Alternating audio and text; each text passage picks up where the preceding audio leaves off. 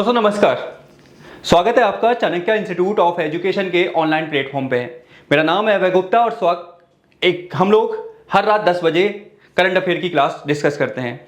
एक दो दिन से क्लास नहीं आ रही थी, रीज़न था मेरे हाथ में चोट लगी थी जिसकी वजह से टाइपिंग में प्रॉब्लम हो गई थी, लेकिन एक बार फिर से मैं ठीक हो गया हूँ और अब से क्लासेस कंटिन्यू रहेंगी। चलिए टॉपिक पे आते हैं। पहला क्वेश्चन है हाल ही में किस मंत्रालय के द्वारा बेस्ट पिकर एम्यूरेशन ऐप लॉन्च किया गया है। यहां पर वेस्ट का मतलब है WAST वाला, ठीक है, यानी कि बेसिकली खराब चीज, यानी कि basically waste picker enumeration app launch किया है किसने? तो आंसर है जो कूड़ा बीनते हैं ना, कचरा बीनते हैं, उनके लिए ये ऐप लॉन्च किया गया है। तो आपसे पूछा है ये ऐप लॉन्च किसने किया है? ऑप्शन ए, क्या यह ऐप गृह मंत्रालय ने लॉन्च किया है? ऑप्शन बी, सामाजिक न्याय एवं अधिकारिता मंत्रालय ने लॉन्च किया है? ऑप्शन सी, महिला एवं बाल विकास मंत्रालय ने? या डी, इनमें से कोई नहीं? जल्दी से आप इसका आंसर दीजिए। मैं 1 मिनट के लिए साइड हो रहा हूं, तब तक आप इसका आंसर सोचिए क्या होगा इस क्वेश्चन का आंसर। जल्दी बता दीजिए आप लोग। मैं ऐसा करता हूं कि आपने सोच लिया होगा। इसका आंसर होगा सामाजिक न्याय एवं अधिकारिता मंत्रालय, यानी कि आप कह सकते हो social justice and empowerment ministry के द्वारा इसको लॉन्च किया गया है, जिसका नाम है बेस्ट पिकर एम्यूनरेशन ऐप लॉन्च। अब इसका मतलब क्या है, इसका उद्देश्य क्या है, ये थोड़ा सा हम समझ लेते हैं। ध्यान से सुनिएगा। जब आप इसको फोल्डर मटेरियल के तौर पर कहीं पर भी यूज कर सकते हो कि कैसे सरकार ने जो बीकर सेक्शन है, खास करके कूड़ा बीनने वाले सेक्शन है, सोसाइटी वाले टॉपिक में भी आप ऐड कर सकते हो। देखिए, विश्व पर्यावरण दिवस कब मनाया जाता है? 5 जून को। कब पहली बार मनाया गया था? 1973 में। भारत ने कब होस्ट किया था? 2018 में। थीम क्या थी? Beat the plastic pollution. सब कुछ बता दिया है। विश्व पर्यावरण दिवस 2025 के अवसर पर सामाजिक एवं न्याय मंत्रालय ने नमस्ते योजना के तहत, याद रखिएगा, नमस्ते योजना के तहत इसको लॉन्च किया गया है, जिसका मतलब क्या है? वेस्ट पिकर एम्यूनरेशन एक्ट लॉन्च किया है। और मेन उद्देश्य क्या है? कूड़े जो हाथ से कचरा बचरा निकालने की प्रथा है उसको समाप्त करना। देखिए जरा, आइए क्या है। अब यहीं पर यहीं पर आप नमस्ते योजना के बारे में थोड़ा देख लीजिए। नमस्ते योजना के बारे में पूरा नाम क्या है? National action for mechanised sanitation ecosystem. National action for mechanised sanitation ecosystem इस योजना की प्रकृति केंद्रीय योजना है। जुलाई 2023 में इंट्रोड्यूस की गई थी और सामाजिक न्याय अधिकारिता मंत्रालय।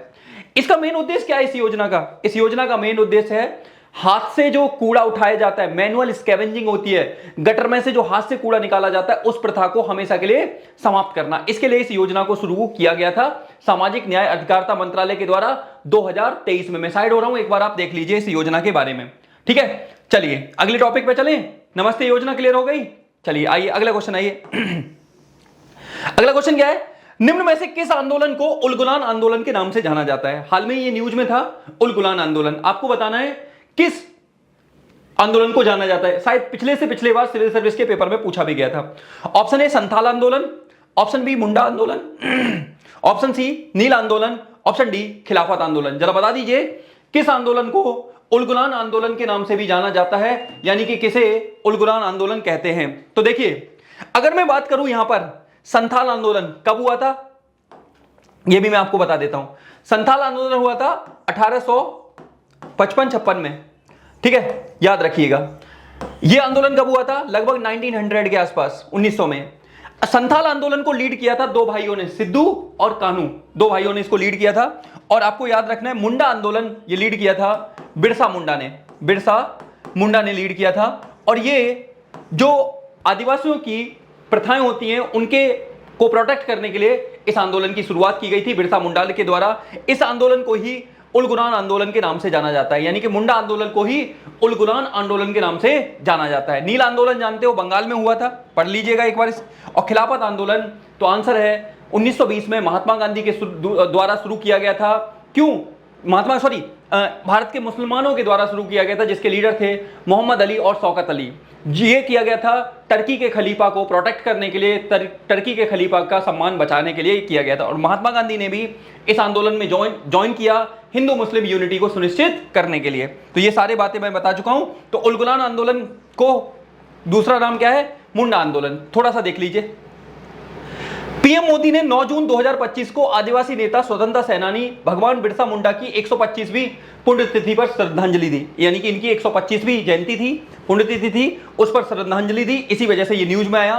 बिरसा मुंडा की जयंती 15 नवंबर को मनाई जाती है, याद रखना, जयंती 15 नवंबर को मनाई जाती है, वो पुण्यतिथि थी। जनजाति इसी 15 नवंबर को ही जनजाति गौरव दिवस मनाया जाता है और इसकी शुरुआत 2021 में प्राइम मिनिस्टर मोदी के द्वारा की गई थी। याद रखिएगा, बिरसा मुंडा जिन्हें धरती आबा के नाम से भी जाना जाता है, इन्होंने जो आदिवासियों की खूट कटी करके एक प्रथा थी उसको बचाने के लिए और दीकुओं के खिलाफ, बाहरी लोगों के खिलाफ इस मूवमेंट को चलाया था, इस आंदोलन को चलाया था। अगला क्वेश्चन आइए। राष्ट्रीय ई गवर्नेंस अवार्ड 2025 में स्वर्ण पुरस्कार किस ग्राम पंचायत को मिला है? हाल में ही क्या हुआ है, राष्ट्रीय ई गवर्नेंस अवार्ड दिए गए हैं, तो आपसे पूछा है किस ग्राम पंचायत को गोल्ड अवार्ड मिला है? ऑप्शन ए पश्चिम मजलिसपुर ग्राम पंचायत त्रिपुरा, ऑप्शन बी पलसाना ग्राम पंचायत गुजरात, ऑप्शन सी रोहिणी ग्राम पंचायत महाराष्ट्र, ऑप्शन डी सुआकाती ग्राम पंचायत उड़ीसा। आपको बताना है किसको गोल्ड अवार्ड मिला है, इसमें राष्ट्रीय ई गवर्नेंस अवार्ड में किस पंचायत को गोल्ड अवार्ड मिला है। यह अच्छी पहल है। देखिए, पंचायत आपको पता रखना है, पंचायत का मामला राज्य स्तर पर आता है, यानी कि अगर मैं 7वीं अनुसूची की बात करूं तो ये स्टेट लिस्ट का विषय है। और आपको पता होना चाहिए, भारत सरकार ने 1992 में 73rd अमेंडमेंट के थ्रू ग्राम पंचायतों को बहुत ज़्यादा मजबूत किया। साथ ही 11th शेड्यूल 11वीं अनुसूची इंट्रोड्यूस की 73rd अमेंडमेंट के थ्रू ही, और ग्राम पंचायतों को 29 सब्जेक्ट दिए जिससे कि उनको बहुत स्ट्रॉन्ग और मजबूत बनाया जा सके। साथ ही ग्राम पंचायतों के इलेक्शन रेगुलर किए कि 5 साल में कराना कंपलसरी होगा। महिलाओं को 1/3 सीट रिजर्व की गई। इसके अलावा SC ST को उनके अनुपात में सीट रिजर्व की गई और OBC को अगर सरकार चाहे तो रिजर्वेशन दे सकती है। साथ ही स्टेट इलेक्शन कमीशन बनाने की बात की गई। 11th शेड्यूल में नए 29 सब्जेक्ट जोड़े गए जिन पर रूल बनाने का काम पंचायत करेंगी। तो ऐसे में पंचायत को एम्पावर करने के लिए सारा काम किया गया। तो हाल में ही पंचायतों के परफॉर्मेंस को देखने के लिए नेशनल ई गवर्नेंस अवार्ड दिए जाते हैं और ये गोल्ड अवार्ड किसको मिला है? रोहिणी ग्राम पंचायत महाराष्ट्र को। रोहिणी ग्राम पंचायत जो कि धुले गांव में आती है, उसमें महाराष्ट्र को ये अवार्ड मिला है। याद रखिएगा इसके बारे में। थोड़ा सा अपन इसके बारे में देख लेते हैं। देखिए क्या है, राज्य केंद्र शासित प्रदेशों में की बात कर रहे हैं। गोल्ड अवार्ड किसको मिला है? रोहिणी ग्राम पंचायत धुले महाराष्ट्र की है। रजत यानी कि सिल्वर अवार्ड किसको मिला है? पश्चिम मजलिसपुर ग्राम पंचायत त्रिपुरा की है। जूरी अवार्ड किसको मिला है? पलसाना ग्राम पंचायत सूरत की है। और जूरी एक और अवार्ड है सुआकाती ग्राम पंचायत केंदुझार को मिला है। तो ये थोड़ा सा याद रखना, ये लास्ट वाला ब्रॉन्ज अवार्ड की कैटेगरी का है। तो याद रखना है गोल्ड अवार्ड किसको मिला है? तो आंसर है रोहिणी ग्राम पंचायत धुले को मिला है। आप इसको लिख सकते हो, ठीक है, कि किस तरह से पंचायतों को बढ़ाने के लिए सरकार एफर्ट डाल रही है। और वो जो इंफॉर्मेशन मैंने दी वो भी आपको याद रखनी है। अब यहां एक छोटी सी इंफॉर्मेशन है। पुर्तगाल ने स्पेन को पेनल्टी शूटआउट में हराकर दूसरी बार UEFA नेशन लीग खिताब अपने नाम किया है। याद रखिएगा, UEFA अवार्ड किसने जीता है? तो आंसर है पुर्तगाल ने जीता है। किसको हराकर? स्पेन को हराकर जीता है। दिमाग में रखिएगा। यह टूर्नामेंट 4 से 8 जून 2025 तक जर्मनी में आयोजित किया गया था। यह भी याद रखना है, इसका आयोजन इस बार जर्मनी में हुआ था। अगले क्वेश्चन पे आइए। क्वेश्चन नंबर 4, हाल ही में निम्नलिखित में से किसे 2025 फ्रेंच ओपन एकल पुरस्कार का खिताब जीता है? यानी कि इस साल का जो फ्रेंच ओपन है किसने जीता है? ऑप्शन ए जेनिक सिनर ने, ऑप्शन बी नोवाक जोकोविच ने, ऑप्शन सी कार्लोस अल्कराज ने, ऑप्शन डी स्टाफोनोस सित्सिपास ने। किसने जीता है इस साल का फ्रेंच ओपन सिंगल अवार्ड? तो ये आंसर हो जाएगा, ये जीता है किसने? कार्लोस अल्कराज ने। किसने जीता है? आंसर है कार्लोस अल्कराज ने ये अवार्ड जीता है। देख लेते हैं इनके बारे में, और हराया इन्होंने किसको है ये भी देखेंगे अभी थोड़ी देर में। देखिए आइए जरा। कार्लोस अल्कराज स्पेन के हैं। इन्होंने जेनिक सिनर इटली को हराकर 2025 फ्रेंच ओपन जीता है। यानी कि कार्लोस अल्कराज जिनका रिलेशन है इटली से, और इन्होंने इटली के जेनिक सिनर, और ये इनका संबंध कार्लोस अल्कराज कहां से है? स्पेन से है। जेनिक सिनर इटली से, इनको हराया है और फ्रेंच ओपन जीता है। महिलाओं में किसने जीता है? कोको गॉफ ने।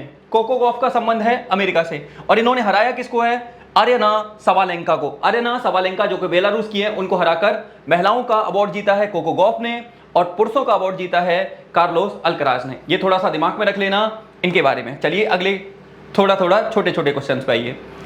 विश्व बाल श्रम निषेध दिवस 12 जून को पूरे मनाया जाता है। आपको पता होना चाहिए, कई जगह बच्चों से काम कराते हैं, तो ऐसे में बच्चों को काम फ्री करने के लिए हर साल बाल श्रम निषेध दिवस यानी कि आप जो चाइल्ड लेबर है उसको कंट्रोल करने के लिए दिवस मनाया जाता है। इस साल की थीम क्या थी? प्रगति स्पष्ट है लेकिन अभी तक और काम करना बाकी है, आइए प्रयासों में तेजी लाएं। यानी कि बच्चों से काम ना कराकर अगर आप उन्हें पढ़ाने लिखाने पर काम करोगे तो प्रगति उनकी तेज होगी, वो आगे से काम करेंगे, वो आगे बढ़ेंगे। इसी के लिए इसकी शुरुआत की गई है, याद रखिएगा। इस दिवस की शुरुआत अंतर्राष्ट्रीय श्रम संगठन ILO के द्वारा 2002 में की गई थी, ILO के द्वारा। और ILO ने 1999 में roast forms of child labour convention भी इंट्रोड्यूस की कि किस तरह से चाइल्ड लेबर को रोका जाए। इसका नंबर है 182। ये क्वेश्चन पूछा गया था कि कई बार खबरों में रहने वाला नंबर 182 किससे संबंधित है? तो चाइल्ड लेबर से संबंधित है, याद रख लीजिएगा। अब यहीं पर थोड़ी सी इंफॉर्मेशन अगर आप ILO के बारे में जानना चाहते हो तो मैं यहां पे बता देता हूं, फिर इस क्वेश्चन को डिस्कस करेंगे। ILO की अगर मैं बात करूं, ILO इंटरनेशनल लेबर ऑर्गेनाइजेशन, जिसका गठन 1919 में हुआ था, ठीक है। ये UN की सबसे पुरानी संस्था है। इसका हेडक्वार्टर आपको कहां देखने को मिलेगा? स्विट्जरलैंड में देखने को मिलेगा, जो वर्कर्स के राइट्स को प्रोटेक्ट करने का काम और साथ ही मजदूरों के लिए फेवरेबल पॉलिसी बनवाने का काम करता है।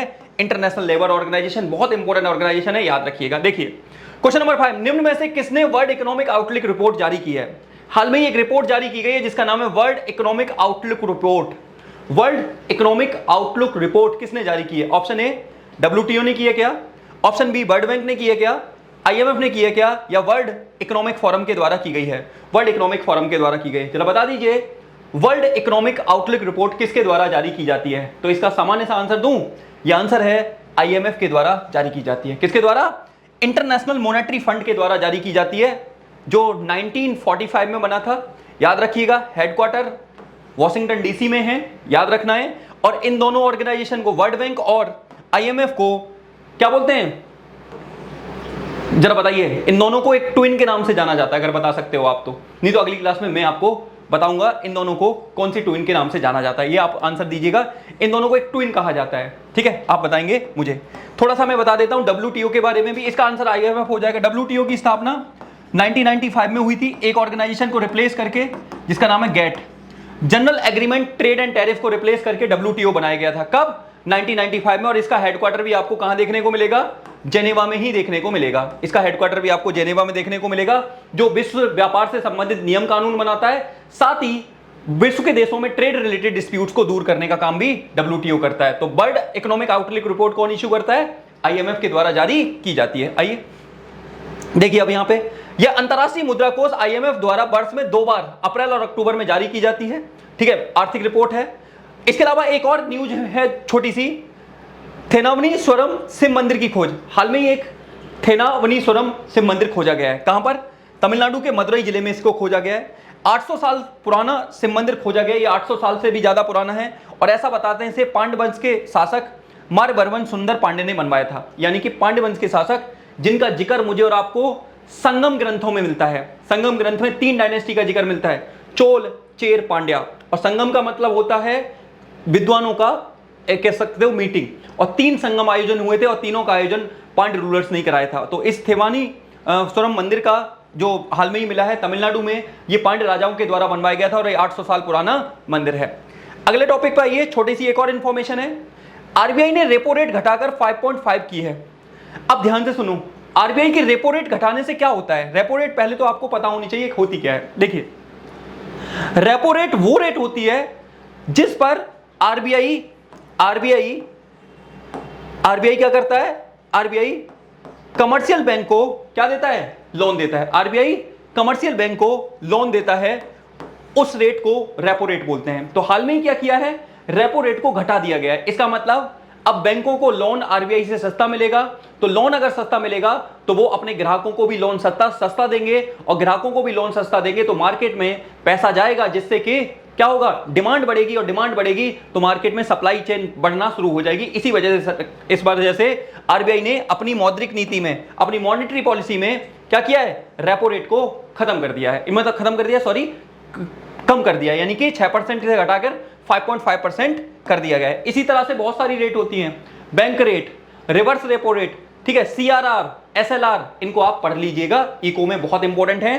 खास करके मॉनेटरी पॉलिसी जो RBI के द्वारा बनाई जाती है, उसके ये टूल्स हैं, ये आप जरूर पढ़ लीजिएगा। इसके अलावा केंद्र सरकार की घोषणा के अनुसार जनगणना 2027 भारत की पहली डिजिटल जनगणना होगी। यानी कि 2027 में भारत की जनगणना होने वाली है और ये पहली डिजिटल जनगणना होगी। डिजिटल तरीके से सारा डेटा लिया जाएगा।